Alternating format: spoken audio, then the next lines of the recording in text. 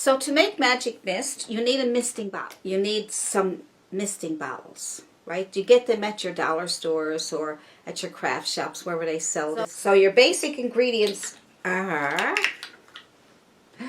slow dry blending medium.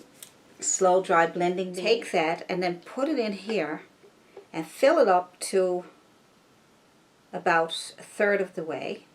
So if you use this, then all you got to do then is add your little bit of white paint, half the white paint. So if you used a third here, then you just use half paint.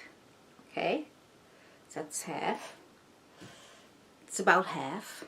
And then you can add the rest in water, and then you shake it up. So then be a third of your gel, right, of your slow dry blending gel. So you put that in, and then you just put in enough white, half of that third for white paint. So you probably have to experiment with the measurements, and then the rest in water. So it's so simple, like that way you don't have to think about it too much. You just know what you have to put in there. So put in a third of your slow dry blending gel, then half of that again for your white, okay, and then the rest in water. Pretty simple.